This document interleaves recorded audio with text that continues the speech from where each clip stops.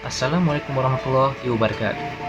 My name is Muhammad Taufik Asri bin Muhammad Nazari, and in this video we will be discussing regulation of power production market surplus and striving for a sustainable future involving independent power producer or IPPs.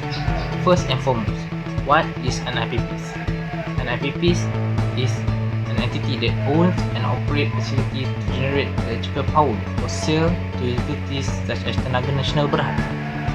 Why are IPPs required in Malaysia? Malaysia experienced a rapid rise in economic development in the mid-80s, and this led to a significant increase in demand for electricity. To meet the surge in demand, the government took bold steps in the early 90s by opening the generation sector to allow the private sector to assist in building new power plants to meet the required capacity. Under the privatization concept perspective in other parts of the world. However, are we generating too much electricity? In 2013, the estimated reserve margin is only 31.3%.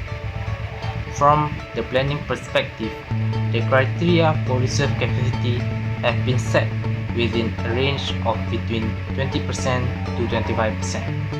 What it means is the amount of electricity generated is more than what we need. So, what is the impact of this issue? This issue will lead to energy wastage and excessive pollution that can harm the environment. Energy should be generated optimally because we do not want to waste our taxpayer money and engineering the ecosystem.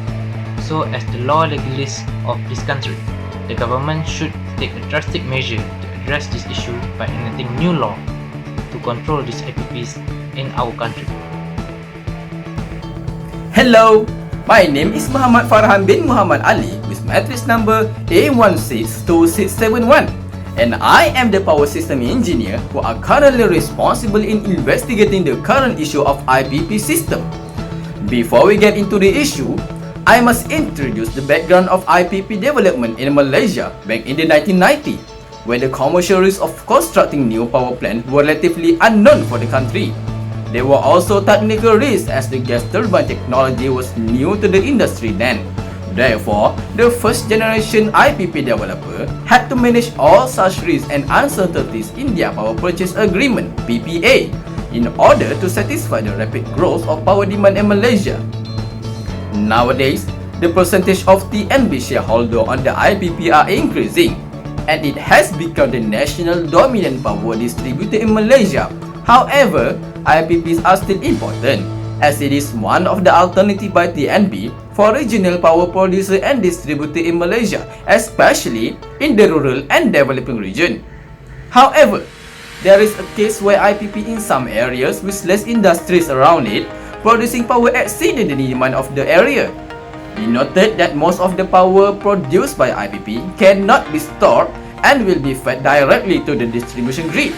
Thus, TNB will have to pay for all the energy fed to the grid by the IPP.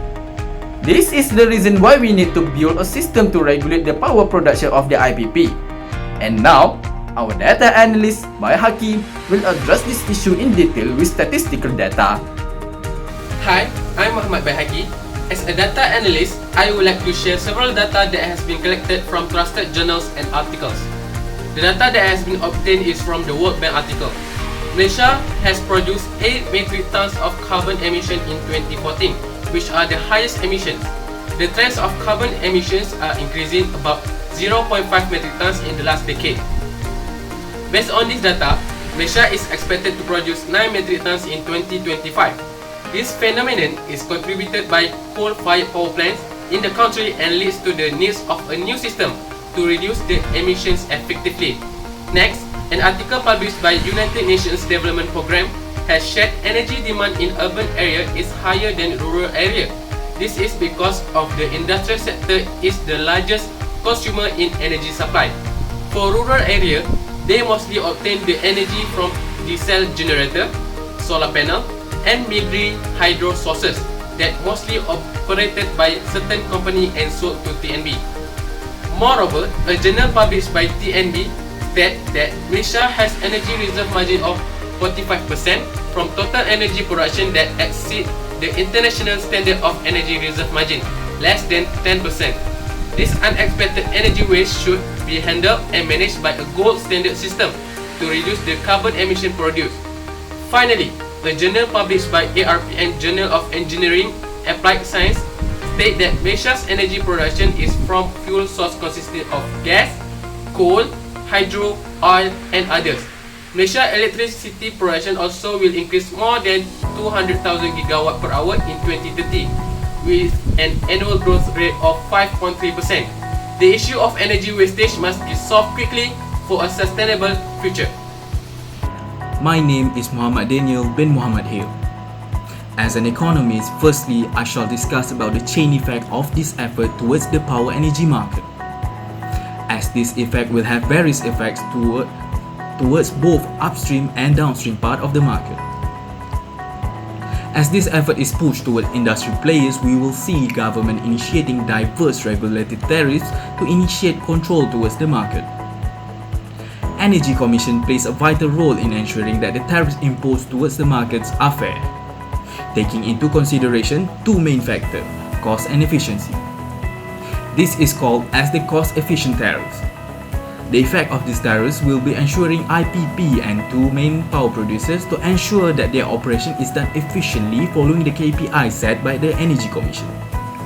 This effort will be an important key towards dictating the upstream decision-making of industry players. On the downstream side of the market, we will see that this effort initially will cause energy cost to surge for consumer as cost tariff is imposed. Though after the efficient tariffs kicks into action, this will result in lower energy costs as the cost-efficient tariffs are completely imposed. Finally, striving for a greener future in accordance with Agenda Pembangunan Lestari 2030, Malaysia will strive to further improve the balance between renewable energy and non-renewable energy markets nationally. As Malaysia's economic prowess can be tracked towards fossil fuel, a win-win solution is needed to achieve a stable transition towards renewable energy.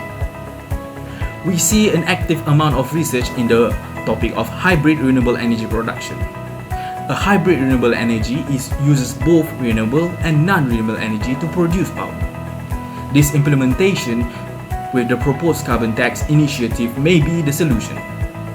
As carbon tax depends on carbon produced by power producer, this may be the mechanism to have power producers to lean towards renewable energy. Conclusively, we see the adverse effect of this effort towards the economy, and to achieve a positive outcome, economic decision must be dictated. Later, our control engineer Hijaz will be discussing on the importance of control engineering in this effort. My name is Muhammad Hijaz Farhan bin Mahfuzah with the metric number of A164219. In this issue, I was assigned as a control engineer to ensure that the power delivered is at optimum and enhance the power delivery system efficiency by designing a control system. Some of independent power producer IPP are generating electricity more than the current demand due to out-of-date system and lack of features in monitoring system. As a result, the excess of the electricity will be wasted and contribute to a higher tariff rate. Therefore, I as a control engineer is taking this issue seriously and responsible to the current problem. The objective is to reduce tariff by minimizing the excess electricity generated. The first solution is to improve the power demand monitoring system. The current demand monitoring system used is out to date, making it lacks key features. By improving the current monitoring system used, it able to read the power consumption more accurately within a particular region, providing a higher precision of data as well as able to predict power demand. Next is to focus on the IPP. Since we know that there is no monitoring system used in the power plant, I am proposing to implement a system to monitor IPP power production.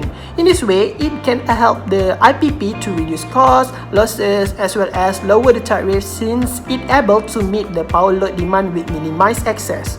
And finally is to avoid unstable system by enhancing the stability of the system by designing a feedback control system to regulate power production by IPP.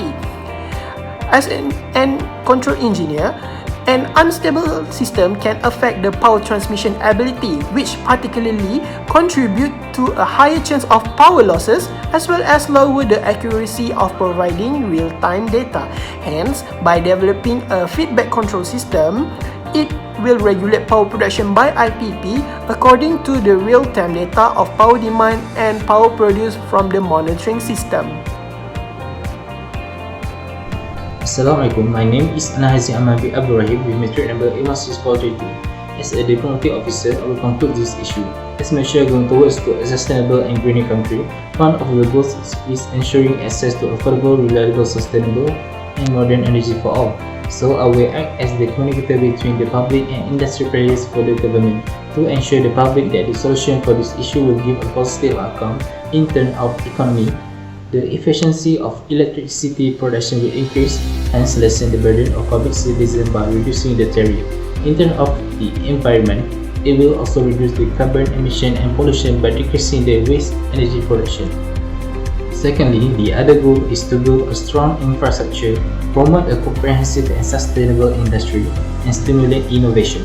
So based on the goal, I will ensure the heavy industrial consumer will be not affected negatively by the regulation implemented toward IPP, such that the industry can maintain their production as well as before with minimal backlash. To conclude, the solution will benefit the public and industrial consumer. Thus, it will pave the way towards a sustainable and greener future for Malaysia.